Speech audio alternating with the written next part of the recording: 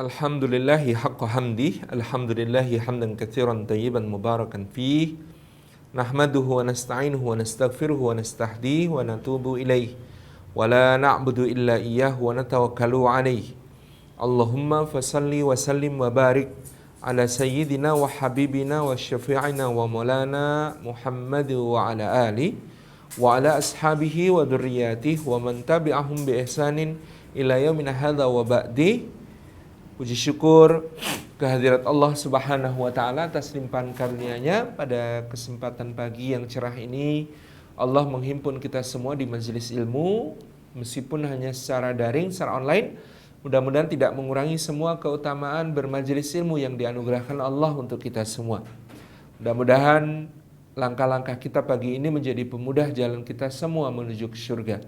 Mudah-mudahan duduk kita semua termasuk taman di antara taman-taman surga, tempat Allah mencurah-curahkan rahmat-Nya, menaungkan sayap-sayap malaikatnya, menurunkan sakinah ke dalam hati kita, dan menyebut-nyebut nama kita semua dengan bangga pada makhluk-makhluk mulia yang ada di sisinya, sebagaimana sabda beliau sallallahu alaihi wasallam, majtama'a qaumun fi baitin min buyutillah yatluna kitaballah wa yatadarasunahu bainahum illa ghasyiyatuhum rahmah wa haffatsumul malaikah wa nazalat alaihimus sakinah wa dzakarahumullahu fi man 'indah.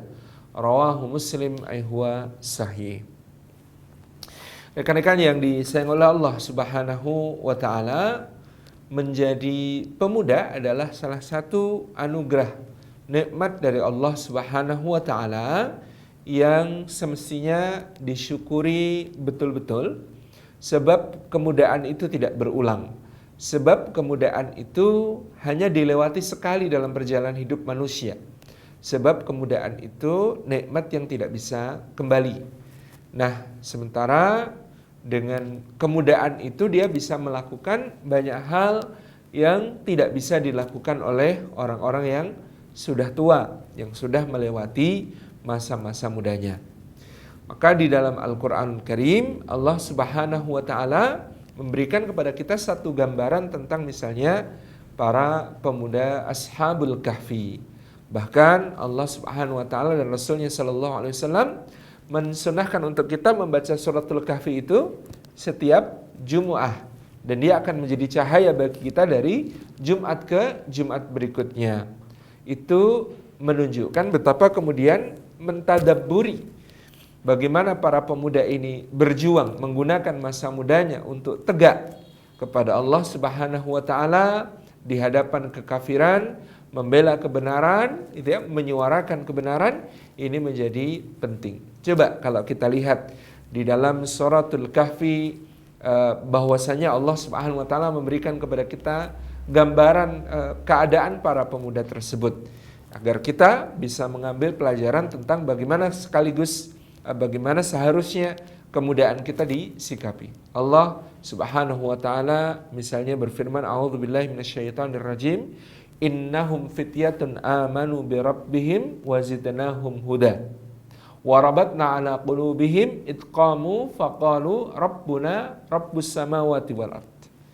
Kita penggal ayatnya sampai di situ untuk kita pelajari. Yang pertama, innahum fityatun. Allah Subhanahu wa taala memberikan kepada kita karakteristik pembawa perubahan, ya, penakluk dunia yang dirindukan surga ini adalah yang pertama, innahum fityatun, bahwasanya mereka adalah para pemuda. Nah, muda ini adalah sebuah hal yang kemudian sangat indah, seperti digambarkan oleh Nabi sallallahu alaihi wasallam atau juga dalam kalam para ulama salafus saleh, bahwa kalau ada orang tua taat kepada Allah, banyak beribadah, wajar karena dia sudah tua. Tetapi menjadi menakjubkan kalau ada anak muda yang taat kepada Allah. Kalau ada anak muda bermaksiat, maka dia tidak disukai Allah. Tetapi lebih tidak disukai Allah adalah orang tua yang bermaksiat. Jadi muda ini apa namanya? Kedudukan yang menguntungkan, gitu ya. Jadi kalau orang tua taat ya biasa, tapi kalau anak muda taat istimewa. Anak muda banyak maksiat, dia tidak disukai Allah. Tapi lebih tidak disukai Allah lagi adalah orang tua yang bermaksiat. Ini menjadi gambaran ya istimewanya keadaan pemuda tersebut. Jadi innahum fityatun, mereka itu adalah para pemuda. Apa makna dari fityah, kemudaan yang ada pada para ashabul kahfi itu? Yang pertama, rekan-rekan yang disayang oleh Allah Subhanahu wa taala, kemudaan itu identik dengan masih hijau, masih belum berpengalaman. Tetapi di zaman yang berubahnya cepat, pengalaman tidak bermakna. Karena orang harus menghadapi perguliran perubahan yang sangat cepat. Istilah zaman sekarang ada disrupsi, ada berbagai perkembangan zaman yang kemudian tidak lagi terkejar oleh pendidikan, tidak lagi terkejar oleh pelatihan, tidak lagi terkejar oleh keterampilan-keterampilan lama, apalagi oleh pengalaman, karena seringkali pengalaman itu bermakna menghadapi masalah baru dengan cara lama, ya tidak efektif. Nah, maka di kemudaan itu ada imajinasi, ada obsesi, ada gairah, ada semangat yang besar, ada jiwa-jiwa yang haus gitu. Nah, ini yang justru sangat diperlukan. Nah, maka pemuda itu disebut masih hijau. Dalam bahasa kita masih hijau itu berarti masih produktif gitu ya. Masih akan tumbuh, masih akan berkembang, masih akan banyak memberikan kontribusi. Sementara kalau orang sudah matang, sudah berpengalaman, ya itu next step-nya adalah semakin menua dan membusuk. Sementara pemuda itu hijau. Dia seorang yang kemudian bisa memiliki banyak potensi yang bisa dia asah. Jadi kalau hijau, ya masih akan tumbuh. Namanya fotosintesis saja pakai klorofil ya. Zat yang hijau sifatnya, seperti hijaunya daun, itu produktivitas itu ya. Kalau sudah matang, sudah penuh pengalaman, ya step berikutnya menua dan membusuk.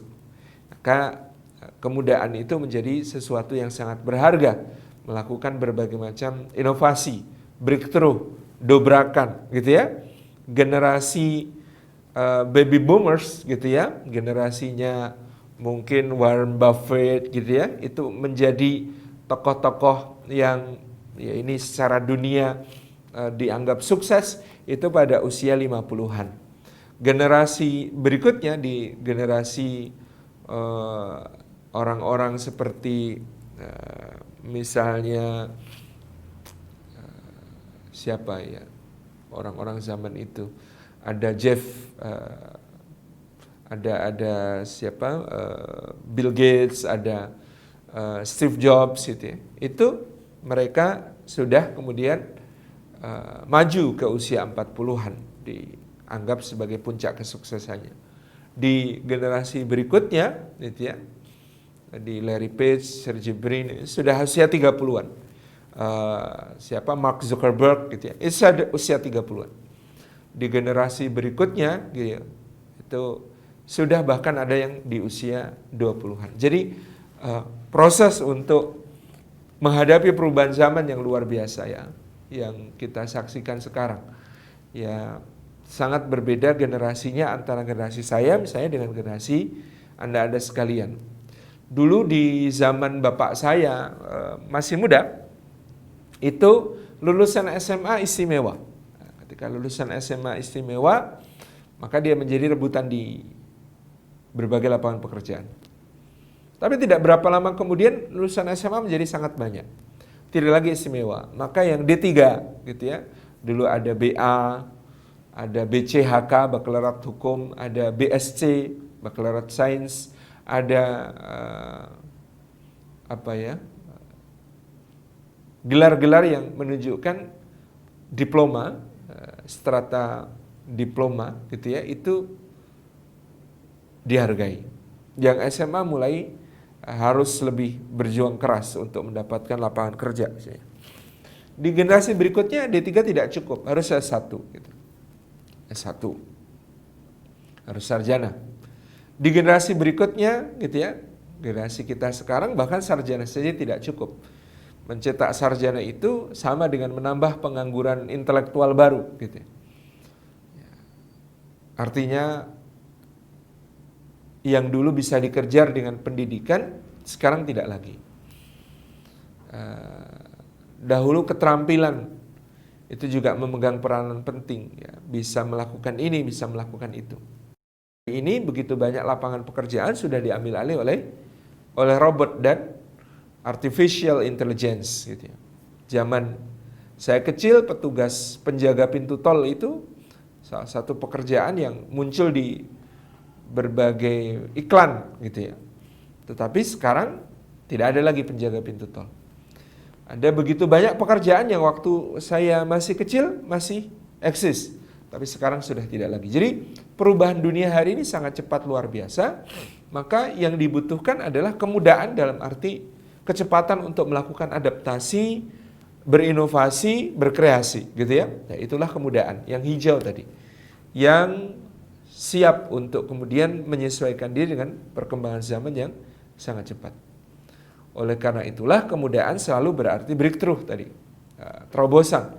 Kemudahan selalu berarti bisa melakukan hal yang baru.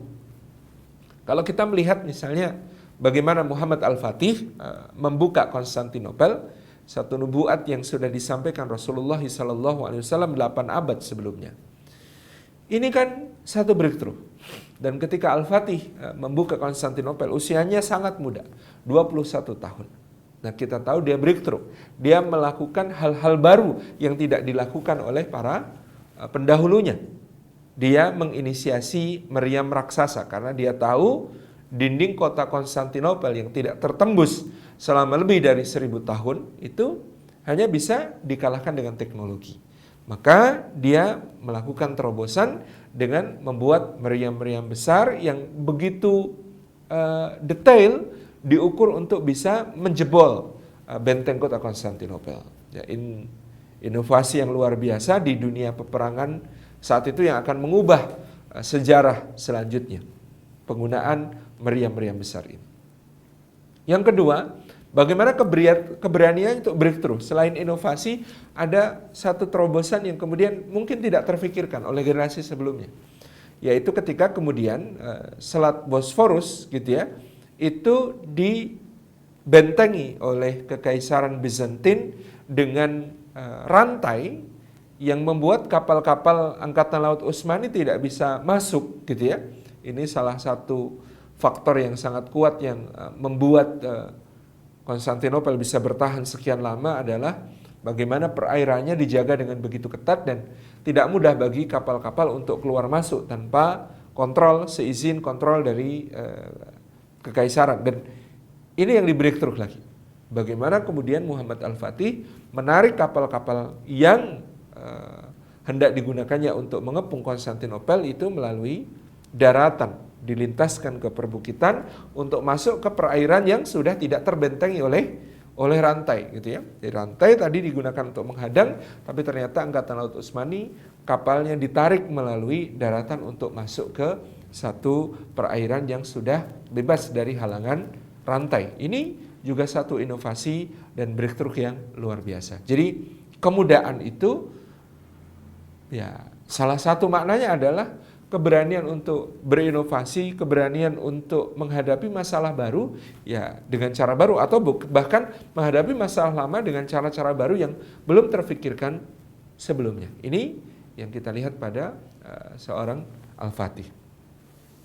Jadi ada kemudahan, kehijauan yang kemudian dikembangkan betul-betul untuk menjadi seorang yang kompeten menghadapi berbagai persoalan yang ada di hadapannya. Itu yang kemudian ada pada pribadi seorang Muhammad Al-Fatih. Dan tentu ini juga faktor bimbingan dari guru-gurunya, Syekh Syamsuddin misalnya, yang senantiasa membimbing beliau dengan bimbingan yang luar biasa. Ada satu cerita di mana Syekh Syamsuddin waktu mengajari Muhammad Al-Fatih kecil, itu pada suatu hari tanpa diduga-duga menyuruh Al-Fatih ini kemudian memposisikan dirinya untuk dihukum. Lalu sang guru ini memukulnya, plak gitu. Kemudian tidak terjadi apa-apa lagi sudah itu. Tidak ada keterangan apapun. Nah, ketika Muhammad Al-Fatih selesai menaklukkan Konstantinopel belasan tahun kemudian, sebab urusan dipukul oleh gurunya ini, sang guru bertanya kepada muridnya, "Wahai putraku, apakah engkau masih ingat dulu ketika aku memukulmu pada saat engkau belajar?" Kata Al-Fatih, "Saya ingat, guru. Saya merasa saya tidak bersalah saat itu. Kenapa saya dipukul? Kenapa kamu tidak pernah menanyakan itu kepadaku? Semata-mata adab saya sebagai murid, saya tidak ingin menanyakan itu." "Baik," kata gurunya, "inilah yang ingin kusampaikan kepadamu sekarang. Kamu memang murid yang luar biasa," gitu ya. Sangat menjaga adab sehingga tidak menanyakan pukulan itu. Kata Aksyamsuddin, "Aku memukulmu secara zalim, maka di sini aku meminta maaf. Kamu boleh mengkisos aku, inilah aku, pukullah jika engkau ingin memukulku sebagai balasan atas pukulanku yang zalim pada saat itu. Tapi aku ingin menyampaikan kepadamu, bukankah engkau sampai sekarang masih ingat pukulan zalim itu?" Kata Al-Fatih, "Betul, guru. Saya ingat betul. Itulah kezaliman anakku. Tidak akan pernah dilupakan oleh korbannya sampai kapanpun. Maka ketika engkau menjadi seorang sultan, ketika engkau menjadi penguasa, jangan pernah mendolimi rakyatmu sedikit pun, karena sungguh kedolimanmu tidak akan pernah mereka lupakan di dunia sampai di akhirat.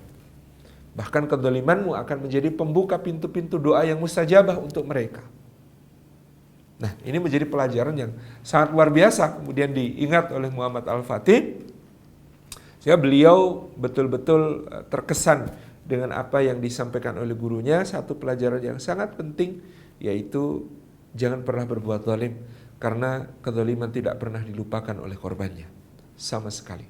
Sebagaimana Al-Fatih tidak pernah melupakan pukulan gurunya di waktu dia masih kecil, itu sampai ketika dia dewasa, karena itu adalah pukulan yang zalim. Nah, inilah anak muda yang pembelajar gitu ya. Innahum fityatun. Mereka adalah anak-anak muda dengan kemudaan yang luar biasa.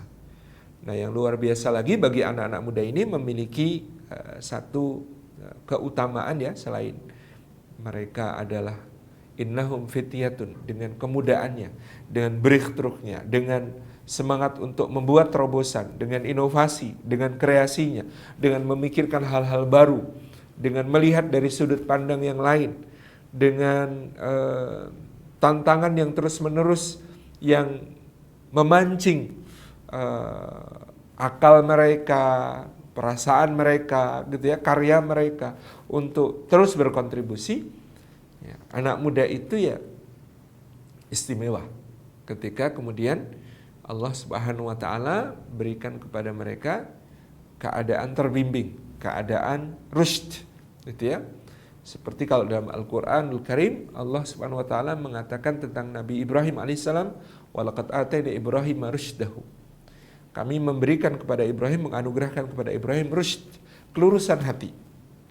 Ya, anak muda itu saat penuh gejolak, anak muda itu saat penuh godaan, anak muda itu ya, mencoba hal baru dalam soal kesenangan-kesenangan.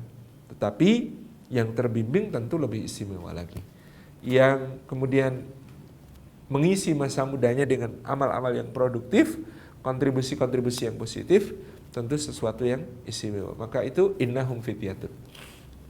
Seperti para pemuda di sisi Rasulullah sallallahu alaihi wa alihi wasallam. Ya, mayoritas sahabat as-sabiqun al-awwalun adalah anak-anak muda. Sayyidina Ali bin Abi Thalib itu 8 tahun sudah bergabung dengan dakwah, sudah bergabung dengan Rasulullah sallallahu alaihi wasallam. Sayyidina Talhah, Zubair, Sa'ad bin Abi Waqqas 10 sampai 12 tahun mereka sudah bergabung dengan dakwah. Jadi ini memperlihatkan betapa luar biasanya anak-anak muda ini yang kelak akan menjadi pemimpin-pemimpin dunia, yang kelak akan menjadi pemberi kontribusi terbaik untuk Islam, yang kelak akan kemudian disebut oleh Rasulullah sallallahu alaihi wasallam sebagai 10 sahabat yang dijamin oleh beliau ke surga. Dengan As-Siddiq untuk Abu Bakar. Ya, Abu Bakar juga masih muda, 37 tahunan. Utsman juga masih muda, 35 tahunan. Tapi tadi ekstrim sangat muda, 8 tahun seperti Sayyidina Ali bin Abi Thalib. Kemudian 10 sampai 12 tahun seperti Zubair, Talhah, Sa'ad bin Abi Waqqas gitu ya. Dan Sa'ad bin Abi Waqqas itu mengatakan, aku adalah orang pertama yang menumpahkan darah fisabilillah, karena dia ketika diganggu dalam salat, dia mengambil tulang rahang unta ketika dia rukuk, kemudian memukulkannya kepada orang yang mengganggunya, orang kafir Quraisy yang mengganggunya ketika dia salat. Tabaraka Rahman, ya, kontribusi-kontribusi luar biasa yang kemudian diperlihatkan oleh para pemuda ini yang dengan tekun berada di sisi Rasulullah, mencerap pelajaran kenabian yang luar biasa. Nah, di masa kemudaan itu pula, revolusi mudah terjadi pada kepribadian seorang pemuda. Kalau sudah tua itu susah diubah. Kalau sudah tua itu sudah terlalu banyak pertimbangan. Kalau sudah tua itu sudah terlalu banyak yang dipikirkan gitu ya. Berbeda dengan anak muda. Kalau anak muda itu diubah, bahkan itu terkait dengan mungkin watak gitu ya, diubah dengan cara yang revolusioner, itu masih memungkinkan.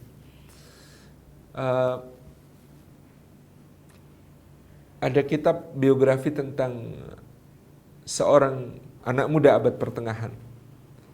Judulnya Al-Mahasin Al-Yusufiyah.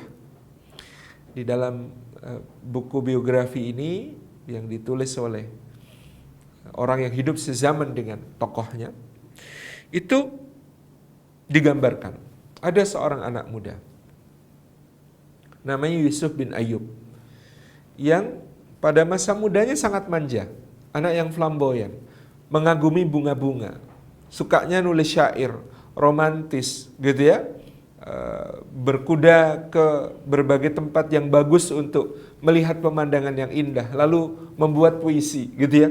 Kerjaannya begitu. Pokoknya dia tipe anak muda manja, flamboyan, romantis, yang betul-betul jauh dari dunia jihad fisabilillah. Sampai suatu ketika pamannya itu diperintahkan oleh sultan, ya, nama sultannya Nuruddin Mahmud bin Imaduddin Zangki, memerintahkan pamannya ini namanya Asaduddin Sirkuh, itu untuk mempertahankan Mesir dari serangan pasukan salib. Nah, sang paman ini langsung mengajak keponakannya. Keponakannya ini nggak mau diajak gitu ya. Maka oleh pamannya dia diikat, diborgol, dibawa ke Mesir. Di dalam buku hariannya dia, anak muda ini menulis, aku bagikan binatang sembelihan yang diseret ke padang penjagalan. Betul-betul pamannya ini luar biasa. Dibawa anak muda ini, dikasih pedang, dimasukkan ke dalam kerangkeng, kerangkengnya itu dibawa ke tengah medan pertempuran melawan pasukan salib. Ya dia jadi sasaran serbuan kan, tetapi dia harus mau tidak mau melawan. Nah, ini revolusi di dalam hidupnya. Sesudah itu dia menemukan keindahan lain, keindahan mempertahankan hidup, keindahan kesetia kawanan, keindahan berjuang di jalan Allah. Ya, dulu itu kalau dia melihat darah, dia nggak tega. Lihat darah tertumpah nggak tega, ngelihat hewan disembelih aja nggak tega. Sekarang dia harus berhadapan dengan dunia yang nyata di abad pertengahan, perang salib yang sangat ganas. Nah, anak muda ini kelak akan dikenang sebagai pembebas Baitul Maqdis dari penjajahan pasukan salib. Namanya tadi Yusuf bin Ayyub. Orang akan mengenalnya sebagai Salahuddin Al-Ayyubi.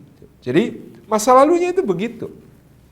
Dan itu di masa muda diubah oleh seorang paman yang tahu ini anak muda nggak bisa dibiarkan kayak begini, nggak bisa dibiarkan lembek, nggak bisa dibiarkan flamboyan, menikmati masa muda hanya dengan yang romantis-romantis. Dia harus dibawa ke medan jihad fisabilillah, seperti yang kemudian harus dihadapi di tengah zaman pada saat itu, di masa perang kaum muslimin melawan invasi penjajahan pasukan salib di seluruh Timur Tengah. Jadi ketika pasukan salib akan menguasai Mesir, maka Asaduddin Sirkuh membawa keponakannya Salahuddin Yusuf bin Ayyub alias Salahuddin Al-Ayyubi untuk kemudian mempertahankan Mesir, dan akhirnya itulah yang membuka mata Salahuddin muda tentang dunia yang lain daripada yang selama ini dia dia geluti, yang selama ini suka puisi, suka sastra, sekedar mengagumi bunga, mengagumi pemandangan indah, binatang-binatang. Ternyata kemudian ada jihad fisabilillah yang harus ditunaikan sebagai kewajiban umat Islam pada saat itu, yang mengubah hidupnya, menjadikan dia pahlawan yang tidak pernah dilupakan oleh umat Islam sampai hari ini. Dan apa yang dilakukannya di masa muda itu juga memberi kontribusi yang luar biasa. Kita tahu bagaimana yang dilakukan Salahuddin Al-Ayyubi ketika mengepung Yerusalem, menawarkan perdamaian gitu ya, menebus bebas para patriark, bangsawan, raja-raja dan siapapun yang hendak keluar dari kota Yerusalem menuju ke wilayah yang dikuasai oleh orang-orang salib, orang-orang Kristen, dijaga dan dipersilahkan dengan penjagaan yang, pemuliaan yang sangat baik gitu ya. Bagaimana kemudian beliau membersihkan gereja, makam suci, menghormati pemeluk-pemeluk agama lain dan lain sebagainya. Itu sesuatu yang kemudian sangat luar biasa di masa bakti puncaknya ketika Salahuddin Al-Ayyubi mengembalikan Baitul Maqdis, kota Yerusalem, ke pangkuan umat Islam. Ini adalah sebuah revolusi ya di dalam masa mudanya tadi, karena innahum fityatun, anak muda itu masih mudah dilakukan perubahan, revolusi pada hal-hal yang mendasar di dalam hidupnya. Kemudian rekan-rekan yang disayang oleh Allah Subhanahu wa taala, innahum fityatun, mereka adalah anak-anak muda, ini juga punya makna. Anak-anak muda ini kalau bikin solidaritas itu kuat. Sangat lebih mudah menjalin ukhuwah antar anak muda daripada menjalin antara orang-orang yang sudah tua. Memperikatkan ya, kekompakan gitu ya, itu juga jauh lebih mudah di masa anak muda. Jadi ya, prihatin, susah bareng gitu ya, itu sifat kemudaan yang sangat-sangat kuat untuk memberikan sentuhan nilai perjuangan kepada para pemuda. Innahum fityatun, mereka adalah anak-anak muda, mereka adalah penakluk dunia, mereka adalah yang dirindukan surga.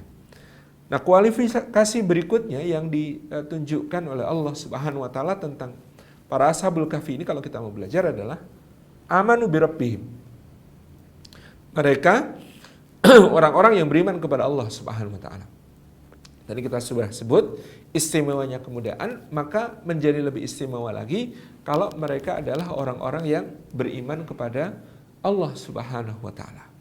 Jadi beriman kepada Allah, beriman kepada Rasulullah sallallahu alaihi wasallam seperti para pemuda di sisi Nabi sallallahu alaihi wasallam, dengan keimanan itu mereka akan menjadi orang-orang yang rela berdarah-darah, rela memberikan harta dan nyawa, rela memberikan segalanya untuk nilai-nilai yang diyakini, untuk keimanan yang diperjuangkan, yang tumbuh, berakar dan mekar di dalam hatinya. Jadi rekan-rekan yang disayang oleh Allah Subhanahu wa taala, amanu bi rabbihim. Ini juga perkara yang penting untuk kita kuasai, untuk kita tumbuhkan, untuk kita kuatkan dalam diri kita adalah keimanan kita kepada Allah Subhanahu wa taala. Jadi bagaimana seseorang beriman kepada Allah? Ya, teladan kita adalah para pemuda ashabul kahfi, teladan kita adalah para pemuda di sisi Rasulullah sallallahu alaihi wasallam. Sayyidina Ali bin Abi Thalib radhiyallahu anhu pada usianya yang 8 tahun itu ya, melihat bagaimana Rasulullah dan Khadijah sedang melaksanakan salat. Kemudian Ali bertanya, apa yang sedang kalian lakukan? Rasulullah menjawab, kami sedang beribadah. Kata Ali, siapa yang kalian sembah? Kata Nabi Muhammad SAW, Allah, Rabb semesta alam. Kemudian Nabi SAW menawarkan untuk bersaksi bahwa tiada ilah selain Allah dan Muhammad SAW adalah utusan Allah. Pada mulanya Ali mengatakan, aku harus bicara dulu kepada Abu Thalib tentang hal ini. Iya, kata Nabi SAW, tentu kamu harus bicara dengan ayahmu. Abu Thalib ini adalah ayahnya Sayyidina Ali. Ali melangkah 3 langkah, tapi kemudian berbalik. Kemudian Rasul bertanya, kenapa engkau? Kenapa engkau tidak jadi pergi kepada ayahmu untuk membicarakan hal ini? Kata Ali bin Abi Thalib, apakah untuk urusan keselamatanku dunia dan akhirat aku perlu berunding dengan orang lain, bahkan meskipun itu ayahku sendiri? Tidak, kata Sayyidina Ali. Aku bersaksi bahwa tidak ada sesembahan yang berhak untuk disembah kecuali Allah. Dan aku bersaksi engkau, wahai Rasulullah, adalah utusan Allah Subhanahu wa taala. Maka hari itu masuk Islamlah Sayyidina Ali bin Abi Thalib. Ya, Masya Allah, keyakinan yang luar biasa, keimanan yang luar biasa. Ada seorang pemuda yang lain namanya Utsman bin Mad'un. Utsman bin Mad'un ini ketika masuk Islam, dia merasakan privilege. Privilege itu satu hak istimewa karena pamannya Walid bin Al-Mughirah yang merupakan ayah dari Khalid bin Al-Walid. Walid bin Al-Mughirah itu tokoh Makkah yang sangat dihormati. Ini melindungi dia. Pokoknya nggak boleh ada yang menyentuh keponakan kesayanganku ini, Utsman bin Mad'un. Ini kesayanganku, jangan ada yang menyentuhnya. Apapun yang dia lakukan biarkan. Atau kalian akan berhadapan denganku. Ini kata Walid bin Al-Mughirah. Lalu Utsman bin Mad'un ini melihat ada teman-temannya yang lain. Melihat mungkin Bilal, Ammar bin Yasir, Abdullah bin Mas'ud, Khabbab ibn al-Arad, itu ya. Orang-orang yang masuk Islam dan mereka dari kalangan orang-orang yang lemah, dari kalangan-kalangan budak, dari kalangan pekerja-pekerja rendahan, orang-orang miskin. Yang mereka ketika masuk Islam menghadapi penyiksaan, menghadapi intimidasi, ancaman, digebukin, dipukulin, disiksa, bahkan keluarganya Ammar bin Yasir sampai gugur syahid ayahnya dan juga ibundanya, gitu ya. Ammar pun disiksa sampai sedemikian rupa, sangat luar biasa parahnya penyiksaan itu. Apalagi Bilal, apalagi Khabbab, gitu ya. Nah, ada yang terusik di hatinya. Inilah sifat pemuda ya, solidaritasnya kuat. Dia merasa, kok teman-teman saya beriman lalu mereka mendapatkan cobaan yang begitu besar. Sementara ketika saya beriman, saya merasakan hak istimewa ini. Maka satu hari dia temui pamannya. Paman, ayo kita pergi ke Ka'bah. Apa yang mau kau lakukan anakku? Aku mau melepaskan perlindungan yang kau berikan kepada aku, karena sungguh teman-temanku di dalam Islam, mereka beriman tanpa perlindungan orang lain. Aku malu kalau aku masih dilindungi oleh engkau, apalagi engkau belum beriman seperti imanku. Kata pamannya, nak, kalau ku lepaskan perlindunganku dari dirimu, maka orang-orang itu akan memukulimu, orang-orang itu akan menyiksamu. Kata Utsman bin Mad'un, tidak apa paman, sudah resikoku untuk menjadi orang beriman itu seperti itu. Maka kemudian Utsman bin Mad'un membawa pamannya ke Ka'bah, kemudian dia berkata kepada orang-orang, wahai Quraisy, saksikan oleh kalian, hari ini aku lepaskan tanggung jawab perlindungan yang diberikan pamanku kepadaku, dan aku menjadi orang bebas, tidak ada yang melindungiku. Kata Walid bin Mughirah, ya apa boleh buat, dia melepaskan perlindungan yang kuberikan, maka aku lagi sekarang tidak akan melindunginya. Beberapa saat kemudian Utsman bin Mad'un ini mendatangi majelis syairnya orang-orang Quraisy. Di situ ada Lubaid, seorang penyair jahiliyah sedang bersyair. Ingatlah, kata Lubaid, sesungguhnya segala sesuatu selain Allah adalah batil. Kata Utsman bin Mad'un, betul sekali. Dan ingatlah, segala sesuatu itu pasti akan sirna. Kata Utsman bin Mad'un, tidak, aku yakin nikmat surga itu kekal bagi orang-orang beriman. Lalu Lubaid mengatakan, merasa lagi pentas kok diganggu, diinterupsi. Itu dia berkata kepada orang-orang Quraisy, wahai orang-orang Quraisy, sejak kapan orang-orang bodoh ini mengganggu majelis-majelis kalian? Berdirilah, belalah penyair kalian ini. Maka kemudian orang-orang Quraisy pun berdiri dan serentak mereka memukuli Utsman bin Mad'un sampai kemudian mata kirinya pecah dan berdarah. Maka kemudian datanglah pamannya. Dia melihat, dia sedih, dia mengatakan, aduh hai nak, seandainya engkau masih aku lindungi, tentu mata itu tidak akan terluka seperti itu, tidak akan berdarah seperti itu. Maka kemudian Utsman bin Mad'un berkata kepada pamannya, wahai paman, bahkan mata yang satu lagi ini cemburu kepada apa yang telah dialami oleh mata yang terluka, karena dia telah terluka di jalan Allah. Tabarak rahmannya, keimanannya seperti itu, kekokohannya seperti itu di dalam mempertahankan apa yang dia yakini. Sebagaimana Sayyidina Bilal yang sangat terkenal kisahnya, bagaimana kemudian Bilal mempertahankan keimanan ketika ditarik tubuhnya melalui batu dan kerikil, pasir-pasir membara, terparut-parut, terpanggang panas matahari di atas pasir dan sinar yang terik, ditindih batu dada dan perutnya sampai kemudian dia dicambuki dan luar biasa penyiksaan yang harus dia alami. Tapi yang keluar dari lisannya adalah kata ahad, ahad, menunjukkan keteguhan, sabat yang luar biasa. Jadi yang seperti inilah pemuda, teguh pada apa yang sudah diyakini, tidak akan tergoyahkan.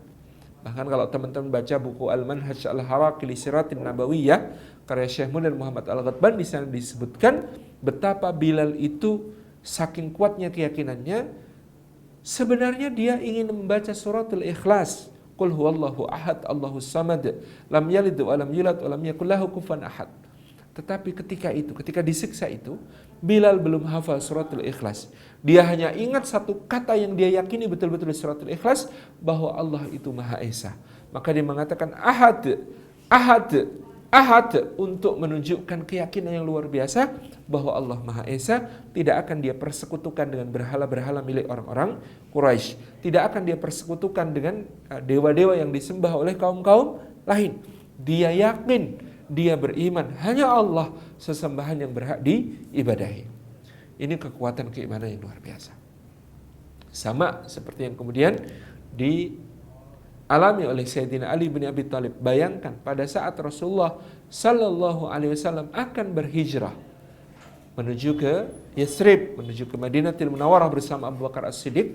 Pada malam itu orang-orang Quraisy sudah bersepakat untuk membunuh beliau. Para pemuda dari masing-masing kabilah sudah diberikan pedang paling tajam untuk bersekutu dalam pembunuhan beliau, sehingga nanti kalau Bani Hashim dan Bani Muthalib hendak menggugat, hendak menuntut, maka kemudian tuntutan itu tidak akan membuat mereka takut, sehingga Bani Hashim dan Bani Muthalib bisa dipaksa untuk menerima diat atau ganti rugi pembunuhan terhadap Rasulullah Sallallahu Alaihi Wasallam. Maka orang-orang ini telah mengepung rumah Rasulullah SAW dengan pedang mereka yang terhunus. Nah, pada malam itu Sayyidina Ali bin Abi Thalib diminta Rasulullah SAW tidur di tempat tidur beliau, berselimut dengan selimut beliau Sallallahu Alaihi Wasallam. Tanpa keimanan tidak mungkin Sayyidina Ali mengatakan sami'na wa ata'na. Tentu dia akan berkata, ya Rasulullah, jadi saya disuruh gantiin mati. Ini malam ini engkau akan dibunuh oleh orang-orang yang di luar itu, lalu saya disuruh tidur di sini, di tempat tidur ini. Tabarak rahmat. Tapi itu kekuatan iman. Dia yakin Allah dan Rasulnya tidak akan menzalimi dia. Dia yakin Allah dan Rasulnya tidak akan menyia-nyiakan. Dia yakin tugas yang diberikan oleh Rasulullah SAW itu tidak akan menjadi kerugian baginya. Meskipun tentu itu berisiko sangat tinggi, bahayanya sangat besar. Tapi itulah kekuatan iman. Kekuatan iman sebagaimana kekuatan keyakinan yang kemudian ditunjukkan oleh misalnya Saifuddin Muzaffar Qutus ketika dia memimpin pasukan kaum muslimin di Ain Jalut menghadapi angkatan perang Mongol yang sangat besar dan tidak pernah terkalahkan sejak berangkat dari Mongol sampai ke Ain Jalut itu, sampai ke tanah dekat Baitul Maqdis. Khwarizmi dihancurkan, daerah-daerah yang sekarang kita sebut Mawara an-Nahr, Transoksiana, itu ya semuanya takluk, bahkan Baghdad dihancur leburkan ke sebelah barat, satu demi satu kota-kota Islam jatuh gitu ya, seperti rumah kartu, ambruk semuanya. Kota-kota Islam dihancurkan oleh pasukan Mongol. Dan sekarang dia berada di titik itu, di Ain Jalut. Di sebelah kanannya ada Mesir, di sebelah kirinya ada negeri Syam yang harus dia pertahankan, bahkan ada Baitul Maqdis yang harus dia pertahankan. Maka apa yang dilakukan oleh Saifuddin Muzaffar Qutus, dia yakin Islam ini tetap akan menang. Tetapi siapa yang akan memenangkan Islam itu adalah kehormatan diri Allah. Maka dia berteriak bukan untuk dirinya, tapi dia berteriak untuk Islam.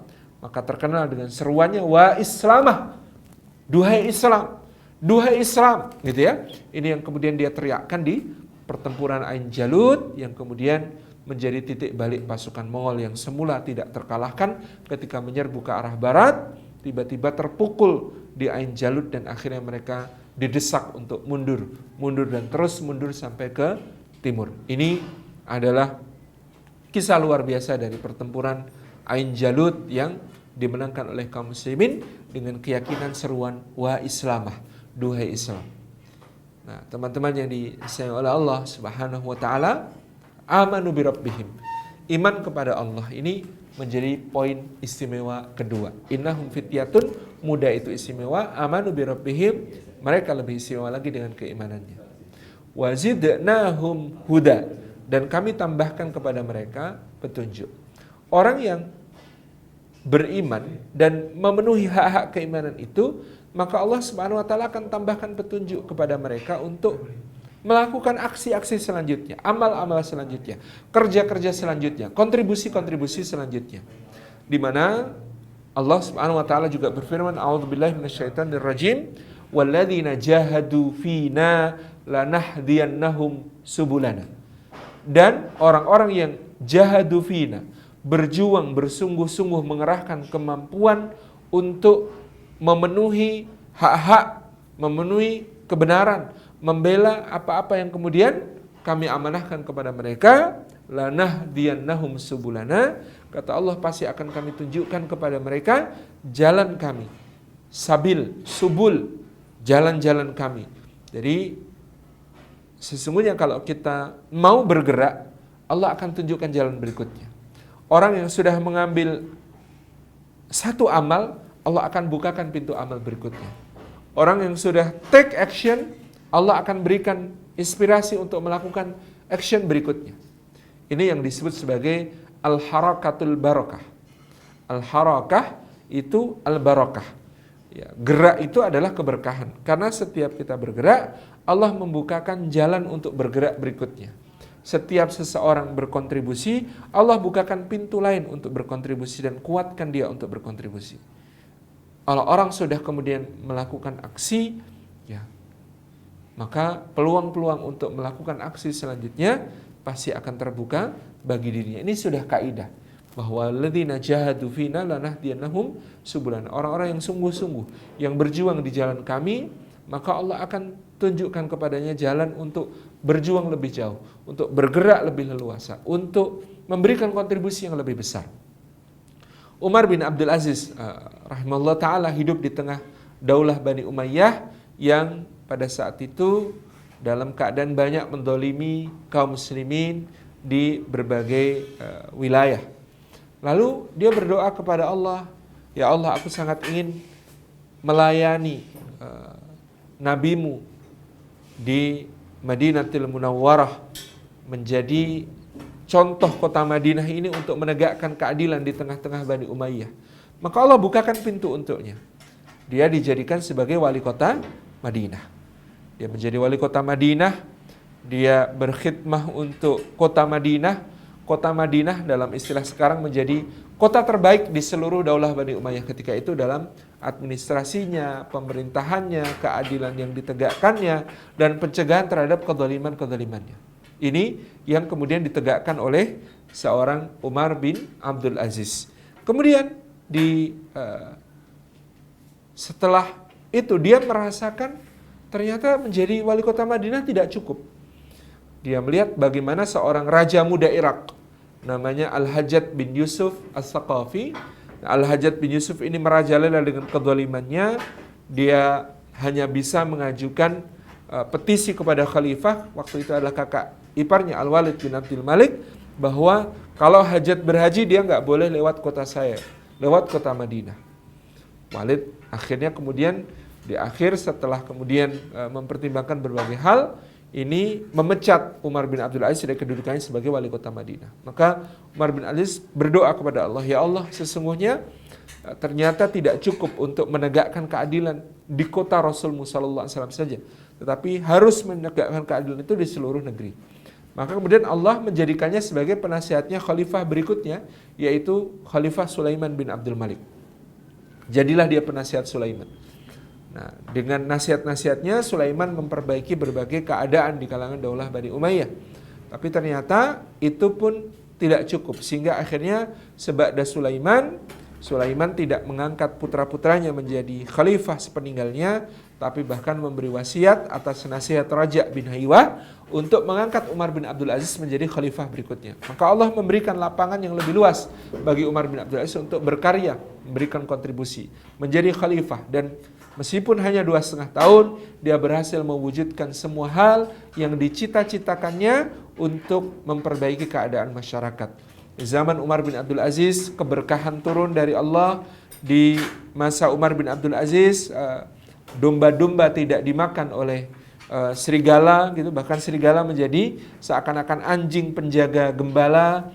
Kemudian di masa Umar bin Abdul Aziz, humus gitu ya, zakat, bahkan zakat Afrika itu, di Afrika tidak ada yang mau menerima zakat gitu ya. Kemudian keadilannya tergelar, raddul mazalim, hak kedoliman yang dirampas, hak yang dirampas dengan kedoliman di masa-masa berikutnya dikembalikan, gitu ya. Penjahat-penjahat besar seperti Khalid bin Abdullah Al-Qasri, gubernur Mekah yang dolim, dihukum dan lain sebagainya. Jadi Allah memberikan kepada Umar bin Abdul Aziz, walladzina jahadu fina lanahdiyannahum subulana. Ketika dia menjadi seorang amir di Kairo, Allah membuka jalan untuknya ke Madinah.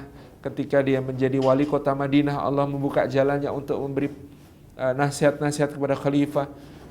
Ketika dia mengharapkan Allah membukakan pintu perbaikan yang lebih besar bagi umat, maka Allah menjadikannya sebagai khalifah.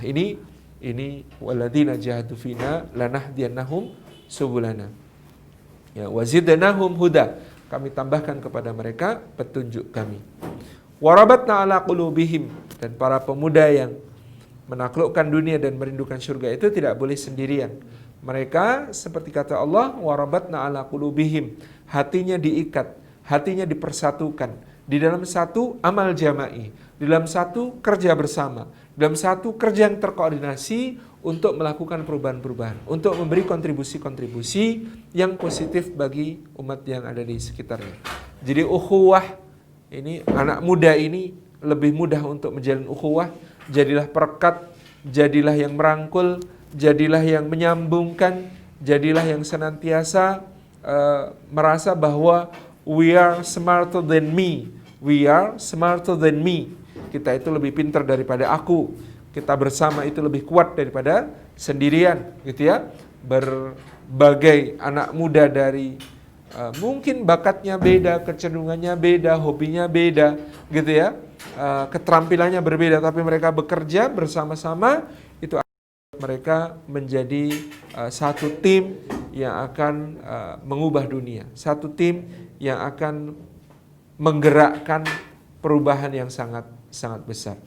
Walladzina jahadu fina lanahdiyannahum subulana warabatna qulubihim itqamu faqalu warabatna ala qulubihim itqamu faqalu. Kata Allah di sini, dirabitah, disambungkan, dipersatukan, diikat hati mereka supaya bersatu padu di atas tujuan yang sama, di atas ukhuwah yang tulus. Serendah-rendahnya adalah ta'aruf, saling mengenal, salamatus sadr, lapang dada, kemudian tafahum, saling memahami, kemudian ta'awun, saling menolong, saling membantu, dan takaful, saling menanggung beban, sampai kemudian menjadi orang-orang yang ithar, mendahulukan saudaranya melebihi dirinya sendiri, seperti yang ditunjukkan oleh orang-orang Ansar kepada orang-orang Muhajirin, seperti yang ditunjukkan oleh para sahabat satu sama lain, betapa mereka kemudian menjadi orang-orang berukhuwah dengan ukhuwah yang sangat tulus, persaudaraan dengan persaudaraan yang melebihi persaudaraan karena darah, sebab persaudaraan mereka karena iman. Innamal mu'minuna ikhwatum fa'aslihu baina akhwaikum. Mereka menjadi orang-orang yang bersaudarakan Allah dan senantiasa mendamaikan jika terjadi perselisihan di antara mereka. Yang terakhir, itqamu faqalu. Ingatlah ketika mereka tegak berdiri dan mereka pun berkata, menyampaikan sikapnya. Take action, punya sikap yang jelas, itu sifat para pemuda. Jadi kalau kita sudah menjadi anak muda, beriman kepada Allah, diberi petunjuk oleh Allah, kemudian juga berukhuwah satu sama lain, maka yang berikutnya yang harus dilakukan adalah itqamu faqalu. Jadilah orang-orang yang take action, baik dengan lisan, dengan amal perbuatan, semua hal yang bisa kita kontribusikan untuk kebaikan umat. Jazakumullah khairan, saya kira itu yang bisa kita bahas pada kesempatan pagi hari ini. Mudah-mudahan bermanfaat. Wassalamualaikum warahmatullahi wabarakatuh.